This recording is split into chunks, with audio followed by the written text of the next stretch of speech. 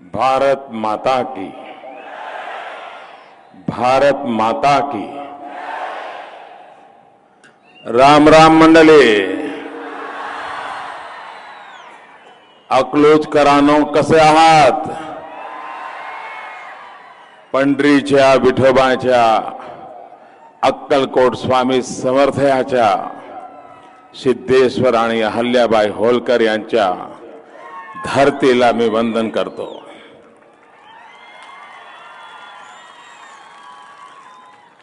महाराष्ट्र के कुछ हिस्सों में,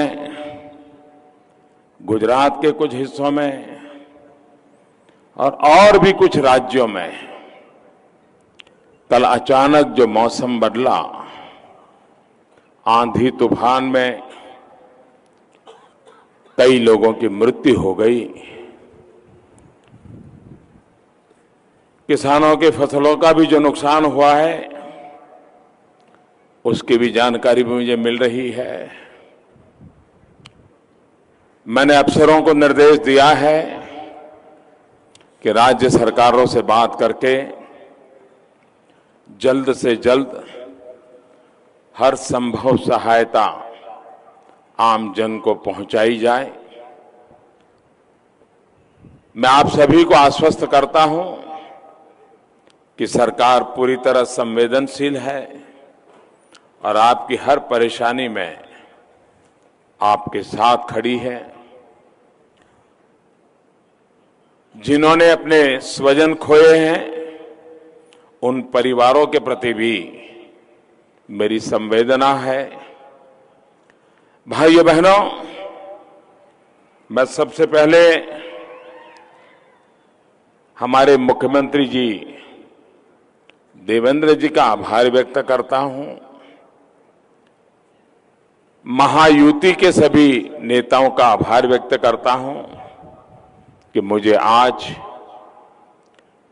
चुनाव की बात करने से पहले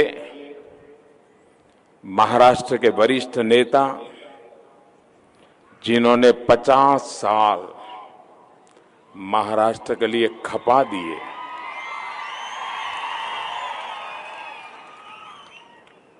उनके 75 साल पर विजय सिंह मोहिते दादा पाटिल जी का मुझे स्वागत सम्मान करने का अवसर मिला। मैं स्वयं को भाग्यशाली मानता हूं, क्योंकि सार्वजनिक जीवन में कोई किसी भी दल में क्यों न हो, अगर वो देश के लिए, समाज के लिए अपना जीवन खपाया है तो उनके इस तपस्या को, उनके परिश्रम को हर किसी ने सम्मान करना चाहिए। और मेरा सौभाग्य है कि आज दादा का सम्मान करने का मुझे मौका मिला है।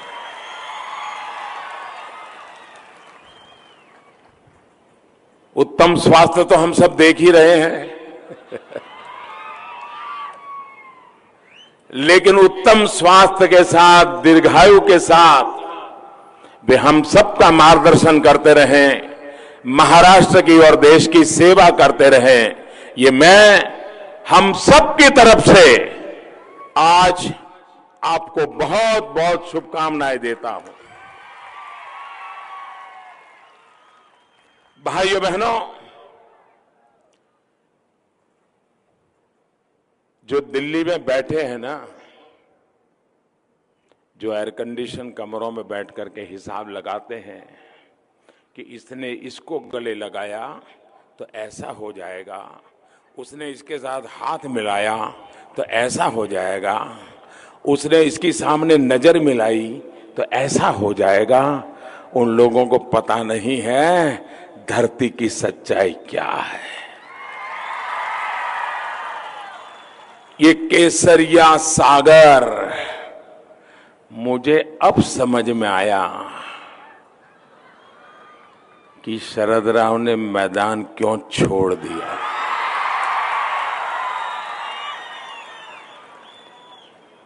क्योंकि शरद राव भी बड़े खिलाड़ी है, वो समय से पहले हवा का रुख समझ जाते हैं। और वो ऐसा कभी कुछ नहीं करते जिसके कारण उनको और उनके परिवार को खरोच आ जाए, और कोई बलि चढ़ जाए तो चढ़ जाए, वो कभी अपने आप का नुकसान नहीं होने देते। और इसलिए मैदान छोड़ करके 9-2-11 हो गए। साथियों, एक मजबूत और संवेदनशील सरकार का मतलब क्या होता है, छत्रपति शिवाजी महाराज की ये धरती बहुत अच्छी तरह जानती है। भारत को आगे बढ़ाने के लिए, भारत को 21वीं सदी में नई ऊंचाई पर पहुंचाने के लिए केंद्र में ऐसी ही मजबूत सरकार चाहिए। चाहिए कि नहीं चाहिए? अरे आप अपने गांव में भी डीला डाला अगर पुलिस वाला आ जाता है तो आप पसंद करते हैं क्या? आपको दम वाला पुलिस वाला लगता है कि नहीं लगता है? लगता है कि नहीं लगता है? अरे आपका बच्चा स्कूल में जाता है और मास्टर जी में दम ही नहीं है तो आप बच्चे को वहां पढ़ाना पसंद करते हैं क्या? अच्छा टीचर चाहिए कि नहीं चाहिए? भाइयों बहनों, इतना बड़ा देश भी चलाना है तो मजबूत देश भी चाहिए, मजबूत नेता भी चाहिए। आपने 2014 में मुझे जो पूर्ण बहुमत दिया, उसने मुझे ऐसी ताकत दी, ऐसा ताकत दी कि एक तरफ जहां देश के लिए बड़े बड़े फैसले ले पाया, वहीं गरीब से गरीब के कल्याण के लिए भी पूरी शक्ति लगाकर काम कर पाया। 5 साल मैंने किस तरह सरकार चलाई, ये आपने देखा है। अब आपको फिर से ये तय करना है कि देश को मजबूत सरकार देंगे या कमजोर सरकार हम सह लेंगे। आप मुझे बताइए, माढ़ा वालों को जरा आप मुझे जवाब देंगे? सबका जवाब चाहिए, विराट जनसागर है, सब जवाब देंगे। बताइए, माढ़ा वालों को मजबूत हिंदुस्तान चाहिए या मजबूर हिंदुस्तान चाहिए? भारत को मजबूत कौन बनाएगा? कौन मजबूत बनाएगा? कौन मजबूत बनाएगा? कांग्रेस, राष्ट्रवादी कांग्रेस की महामिलावट क्या भारत को मजबूत बना सकती है? कभी बना सकती है? जी नहीं। ये मोदी कर पाया। आप और हम मिलकर भारत में एक शक्तिशाली मजबूत भारत के लिए मजबूत सरकार भी बनाएंगे। आपको सहयोग से ही हम मिलकर के मजबूत हिंदुस्तान बनाने का संकल्प करने के लिए इतनी भयंकर धूप में हम तप रहे हैं। एक ऐसा हिंदुस्तान जिसकी तरफ आंख उठाकर देखने से पहले भी कोई 100 बार सोचेगा।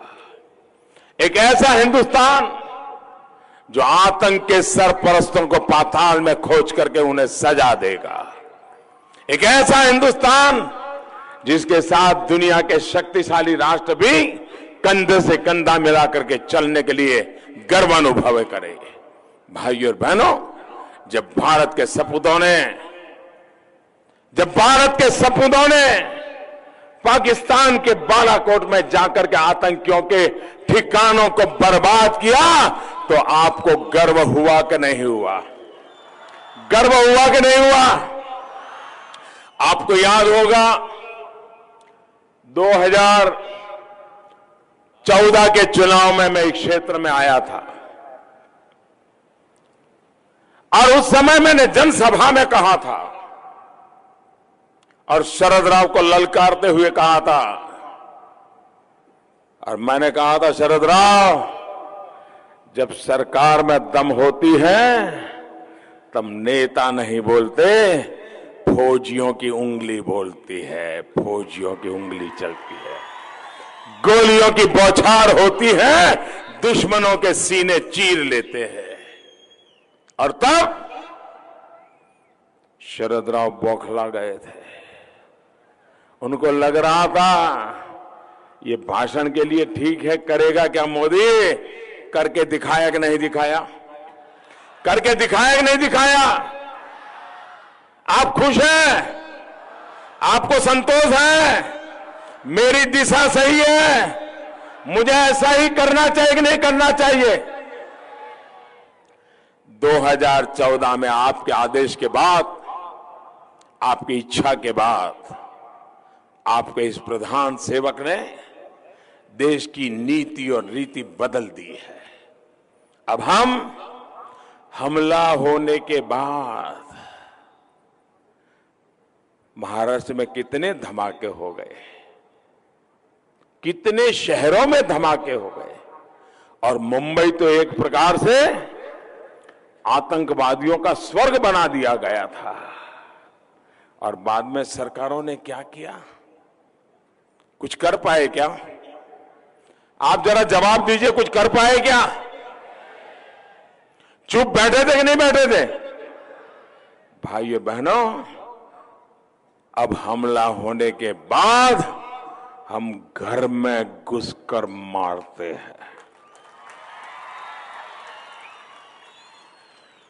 आपको नए भारत की नई रीति, नई नीति, क्या यही रास्ता पसंद है कि नहीं है? यही रास्ता आपको मंजूर है कि नहीं है? लेकिन कुछ लोग, कुछ राजनीतिक दल है जिनको इससे भी तकलीफ हो रही है। वो देश के वीर जवानों के पराक्रम पर सवाल उठा रहे हैं, लेकिन आपका ये चौकीदार उन्हें कभी सफल नहीं होने देगा। इनकी साजिशों और देश हित के बीच मैं दीवार बनकर के खड़ा हूं, और इसलिए मैं आपसे आशीर्वाद मांग रहा हूं कि मुझे शक्ति दीजिए। छत्रपति शिवाजी महाराज की इस धरती से मुझे आशीर्वाद चाहिए, माता भवानी की इस धरती से मुझे आशीर्वाद चाहिए, विठोबा की इस धरती से मुझे आदा चाहिए, संत रामदास जी की धरती से आशीर्वाद चाहिए। आप मुझे बताइए, आपका आशीर्वाद मेरे साथ है? भाई और बहनों, अपनी इस करनी की वजह से ही कुछ महामिलावटी दलों पर देश का विश्वास पूरी तरह उठ गया है। अरसे बाद मैं एक ऐसा चुनाव देख रहा हूं जहां जनता और सरकार, और पहली बार देखा जा रहा है कि देश की जनता सरकार को वापस करने के लिए, वापस लाने के लिए, फिर से बिठाने के लिए, मोदी के हाथ में फिर से देश देने के लिए जनता खुद प्रचार कर रही है। अपने खर्चे से कर रही है, अपनी समय दे रही है। इतनी कड़ी धूप में बच्चे, बूढ़े, माता, बहनें, गांव, शहर, लोग निकल पड़े हैं। लोग घर घर जाकर मोदी को वोट देने के लिए कह रहे हैं। साथियों, आपका विश्वास ही तो मेरी पूंजी है, यही मैंने कमाया है, मेरे पास और कोई कमाई नहीं है। भाइयों और बहनों, याद करिए पहले कितने घोटाले होते थे और हम हिंदुस्तानवासी कितना शर्मसार होते थे। आपके इस सेवक ने 5 साल सरकार चलाई है और कोई भ्रष्टाचार का एक दाग नहीं लगा पाया है। हां, दिन में सपने देखने वालों को, झूठ बोलने वालों को मैं रोक नहीं सकता। झूठ पर झूठ बोलने वालों को रोकने के लिए मैं कोशिश भी नहीं करता हूं। साथियों, इस प्रधान सेवक को आपका विश्वास मिला है, आपके आशीर्वाद मिले हैं, तभी काले धन और भ्रष्टाचार पर सीधा वार मैंने किया है। आपका साथ मिला तभी हजारों करोड़ रुपए का कर्ज लेने वालों से देश के पैसे वसूल कर पाया हूं। आपका समर्थन मिला तभी 3.5 लाख से ज्यादा फर्जी कंपनियों को एक झटके में बंद कर दी। आपने मुझे हर फैसले का हौसला दिया, तभी जो महंगाई आसमान को छू रही थी, बिचौलिए मलाई खाते थे, किसान मरता था, उपभोक्ता मरता था और इनके चले चपाटे माल खाते थे, उस महंगाई को भी काबू करने का काम ये मोदी सरकार कर पाई है। साथियों, मुझ पर इस विश्वास के बीच दूसरी तरफ कांग्रेस, एनसीपी और दूसरे महामिलावटी दलों पर अविश्वास भी लगातार बढ़ रहा है। इसकी बड़ी वजह यह है कि ये सिर्फ एक ही व्यक्ति के साथ लड़ रहे हैं। आप ये हमारे सारे विरोधियों के भाषण सुनिए, वो देश को कहां ले जाने हैं कुछ बताते नहीं। अब तक उन्होंने 50-55 साल देश चलाया, क्या किया बताते नहीं। आने वाले 5 साल में क्या करेंगे बताते नहीं। सिर्फ एक ही बात बोलते हैं, बंगाल में जाओ वही सुनाई देगा, उत्तर प्रदेश में जाओ वही सुनाई देगा, कर्नाटक में जाओ वही सुनाई देगा, महाराष्ट्र में जाओ वही सुनाई देगा, बारामती में जाओ वही सुनाई देगा, माड़ा में जाओ वही सुनाई देगा। क्या सुनाई देता है? मोदी हटाओ, मोदी हटाओ, मोदी हटाओ, मोदी हटाओ। इन्होंने मोदी को हटाने का ही मुद्दा बना दिया है। देश को दुनिया में गौरव कैसे दिलाएंगे, भारत की जय जयकार कैसे होगी, इसकी इनके पास कोई सोच नहीं है।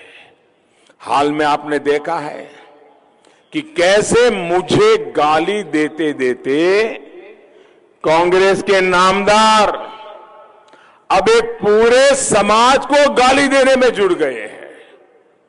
नामदार ने पहले चौकीदारों को चोर कहा और जब चौकीदार सारे मैदान में आए और हर हिंदुस्तानी चौकीदार कहने लगा तो उनके मुंह पे ताला लग गया और अब मुंह छिपाते फिर रहे हैं।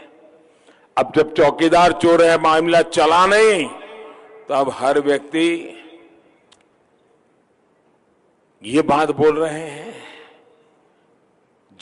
कह रहे हैं कि जिसका भी नाम मोदी है वो सारे चोर क्यों है। भाइयों बहनों, पिछड़ा होने की वजह से हम पिछड़ों को अनेक बार ऐसी परेशानियां झेलनी पड़ी है। अनेक बार कांग्रेस और उसके साथियों ने मेरी हैसियत बताने वाली, मेरी जाति बताने वाली गालियां देने में कोई कमी नहीं रखी है, लेकिन इस बार वो इससे भी आगे बढ़ गए हैं। और पूरे पिछड़े समाज को ही चोर कहने लग गए हैं। अरे मुझे गाली दो, मैं कई वर्षों से बर्दाश्त करता आया हूं, कर लूंगा, लेकिन चाहे चौकीदार हो, समाज का पिछड़ा वर्ग हो, दलित हो, पीड़ित हो, शोषित हो, आदिवासी हो, अगर किसी को भी आपने अपमानित करने के लिए चोर कहने की हिम्मत की तो मोदी बर्दाश्त नहीं करेगा, ये देश बर्बाद नहीं करेगा। कांग्रेस और उसके साथियों को, भाइयों बहनों, आप मुझे बताइए, ऐसी भाषा बोलने वालों को आप सजा देंगे कि नहीं देंगे? सजा देंगे कि नहीं देंगे? सजा देंगे कि नहीं देंगे? भाइयों और बहनों, जो आज भी ये समझते हैं कि वो अपनी सल्तनत चला रहे हैं, वो किसी पिछड़े, किसी दलित, किसी गरीब की परवाह नहीं करवा सकते। साथियों, मैं कल देख रहा था, एक बार फिर शरद राव ने मेरे परिवार होने और न होने पर भी हमला शुरू कर दिया। साथियों, परिवार व्यवस्था हजारों साल से भारत के समाज की विशेषता है। परिवार व्यवस्था ये भारत की ताकत है, भारत का गौरव है और दुनिया को सबसे बड़ी देन है। लेकिन परिवार के विषय में शरद पवार को मोदी के बारे में बुरा से बुरा बोलने का हक है। बड़े हैं मुझसे उम्र में, उनको उनकी समझ और संस्कार के हिसाब से बोलने का हक भी है। लेकिन मेरे देशवासियों, मोदी आज जो जिंदगी जी रहा है, उसने भी परिवारों से ही प्रेरणा ली है। परिवार ही मेरी प्रेरणा है। भगत सिंह का भी एक बड़ा विस्तृत परिवार था, वो मेरी प्रेरणा है। सुखदेव का भी विस्तृत परिवार था, वो मेरी प्रेरणा है। राजगुरु का भी विस्तृत परिवार था, वो मेरी परिवार है। चाफेकर बंधु का भी विशाल परिवार था, वो मेरी परिवार प्रेरणा है। अरे महात्मा फुले का भी फूला फाला परिवार था, वो भी मेरी प्रेरणा है। बाबा साहब अंबेडकर का भी विशाल परिवार था, वो हमारा प्रेरणा है। अरे सरदार वल्लभ भाई पटेल का भी परिवार था, वो हमारी प्रेरणा है। अरे वीर सावरकर का भी परिवार था, वो हमारी प्रेरणा है। परिवारों की त्याग तपस्या से हमने प्रेरणा ली है। अरे शरद राव, आप और किसी से नहीं, अकेले आपके गुरु यशवंतराव चव्हाण के परिवार से प्रेरणा लेते तो भी पता चलता कि परिवार की भूमिका क्या होनी चाहिए। शरद राव, मैं जानता हूं आप मोदी के रास्ते पर नहीं चल सकते और वो आपके बस में नहीं, आपकी ताकत के बाहर है। लेकिन जो परिवार वाले महान महान परिवारों ने देश के लिए जीवन खपा दिया, सब कुछ देश को न्यौछावर कर दिया, अरे जरा उन परिवारों से तो सीखिए। लेकिन आपका तो मॉडल दिल्ली का एक खास परिवार है। आप उन्हीं से सीखते हैं, उन्हीं की सेवा में लगे रहते हैं। भाइयों और बहनों, बहुत गालियां पड़ी, लेकिन इन गालियों की परवाह किए बिना मैं पूरी ईमानदारी से देश को आगे बढ़ाने के लिए, देश के गरीबों को सशक्त करने के लिए दिन रात मेहनत कर रहा हूं। गरीबों को अपना पक्का घर देने की बात हो, घर घर में मुफ्त गैस कनेक्शन या फिर शौचालय, मुफ्त बिजली कनेक्शन हो, एक काम हमने हमारी प्राथमिकता में किए हैं। गरीब को 5 लाख रुपए तक के मुफ्त इलाज की सुविधा भी, और वो भी हिंदुस्तान में कहीं पर भी बड़े से बड़े अस्पताल में भी देने का काम मोदी सरकार ने किया है। इसके अलावा यहां की कनेक्टिविटी हो, यहां सिंचाई की व्यवस्था हो, इसके लिए पूरी ईमानदारी से प्रयास किए जा रहे हैं। साथियों, देश के 5 करोड़ से ज्यादा गन्ना किसानों की चुनौतियों के स्थायी समाधान का भी हमारी सरकार निरंतर प्रयास कर रही है। गन्ना किसानों के हितों को ध्यान में रखते हुए चीनी के आयात पर 100% शुल्क लगाया गया है। चीनी निर्यात करने की भी अनुमति दे दी गई है। गन्ने पर प्रति क्विंटल जो अतिरिक्त मदद सरकार द्वारा दी जा रही है, वो भी सीधे सीधे किसानों के खाते में जमा करने का फैसला हमने लिया है। वरना पहले ये पैसे भी चीनी मिलों को उनके हाथ में दिया जाता था और चीनी मिलें मजा करती थी। साथियों, गन्ना किसानों का भला करने के लिए हम उनकी आय के साधन बढ़ा रहे हैं। इसके तहत कई दूरगामी कदम भी उठाए गए हैं। गन्ने से सिर्फ चीनी नहीं बने, बल्कि उससे इथेनॉल भी बने, बायोफ्यूल बने। इसके लिए देश में इंफ्रास्ट्रक्चर तैयार किया जा रहा है। सरकार द्वारा पेट्रोल में इथेनॉल की ब्लेंडिंग को भी बढ़ाया गया है। वैसे आपको बता दूं, ये टेक्नोलॉजी ये कोई मोदी के आने के बाद पैदा नहीं हुई है।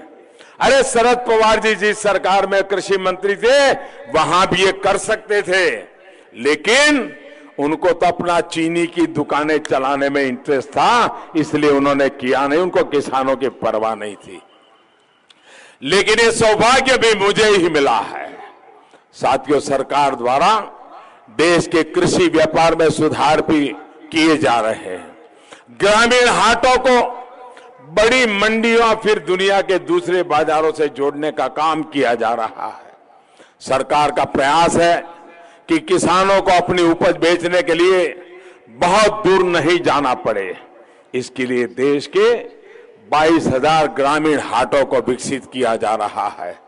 इन हाटों को ई-नाम प्लेटफॉर्म के साथ जोड़ा जा रहा है। साथियों, फार्मर प्रोड्यूसर ऑर्गेनाइजेशन FPO, उसको बढ़ावा भी देने का हमने काम उठाया। इन FPO सरकारी समितियों को हमने पूरी तरह इनकम टैक्स से छूट दे दी है, इनकम टैक्स फ्री किया है। किसान अपने उत्पाद में वैल्यू एडिशन कर पाए, मूल्य वृद्धि कर पाए, इससे भी उनकी आय बढ़ सके। इसके लिए सरकार फूड प्रोसेसिंग सेक्टर को भी बढ़ावा दे रही है। फूड प्रोसेसिंग में 100% FDI की मंजूरी दे दी गई है।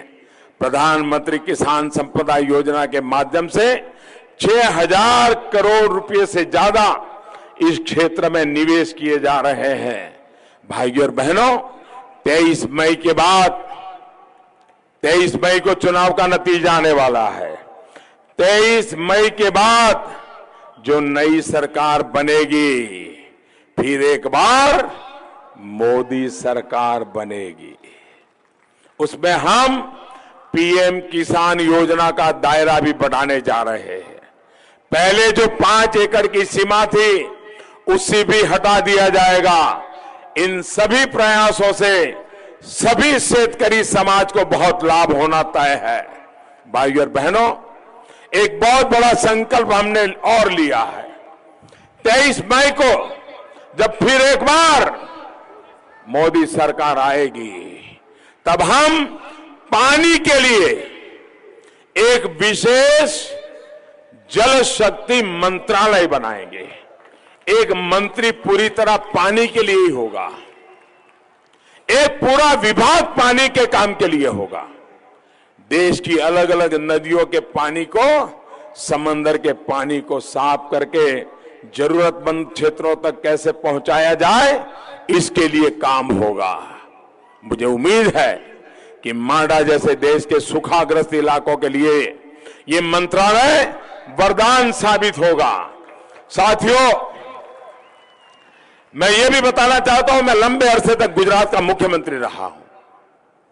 वहां पर पानी की किल्लत यहां से भी भयानक है, नदियां भी नहीं है, अकेली नर्मदा और तापी नदी पर हम गुजारा करते हैं। कच्छ रेगिस्तान है, इधर रेगिस्तान है, उधर पाकिस्तान है, वहां पानी नहीं था। हमने नर्मदा नदी से पानी उठाया पाइपलाइन से 400 किलोमीटर दूर कच्छ के रेगिस्तान तक पानी पहुंचाया, और वहां का किसान आज मैंगो दुनिया के बाजार में एक्सपोर्ट कर रहा है। अगर मैं इतने छोटे से कार्यकाल में गुजरात में कर पाया, तो यहां तो अपने आप को बड़े बड़े दिग्गज मानने वाले लोग इतने साल मुख्यमंत्री रहे, इसी धरती से आए, लेकिन आपको पानी नहीं पहुंचा पाए। भाइयों, इसके लिए संवेदना होनी चाहिए, दिल में दर्द होना चाहिए। पानी सिर्फ राजनीति का हथियार नहीं होना चाहिए। साथियों, 23 अप्रैल को कमल के फूट पर बटन दबाकर आपको मजबूत और ईमानदार सरकार के लिए वोट करना है, नए भारत के लिए वोट करना है। आपका एक एक वोट सीधा सीधा मोदी के खाते में जाएगा। मैं एक नारा दूंगा, आप लोग पूरी तारीख से नारा बोलेंगे। मैं जरा सभी से पूछना चाहता हूं, आप बोलेंगे? आपको बोलना है चौकीदार, बोलेंगे? मैं नारा बोलूंगा, आप बोलेंगे चौकीदार। गावात आहेत, गावात आहेत, प्रत्येक शहरात अबालवृद्ध, माता भगिनी, घरांत, शेतात राबतो तो, बाग बगीच्यात, मच्छीमार बांधव सुद्धा, देशाचे नागरिक, सीमेवरील जवान, डॉक्टर, अभियंते, शिक्षक, प्राध्यापक, लेखक, पत्रकार, कलावंत सुद्धा, शेतकरी, कामगार, दुकानदार सुद्धा, वकील, व्यापारी, माझे विद्यार्थी मित्र सुद्धा। भाइयों बहनों, इतनी बड़ी संख्या में आप हमें आशीर्वाद देने आए, मैं आपका हृदय से बहुत बहुत आभार व्यक्त करता हूं। और अब दिल्ली को समझ आ गया होगा लहर कहां जा रही है, कितनी तेज हवा चल रही है। फिर एक बार कमल बनाने के लिए भारत माता की, भारत माता की, भारत माता की।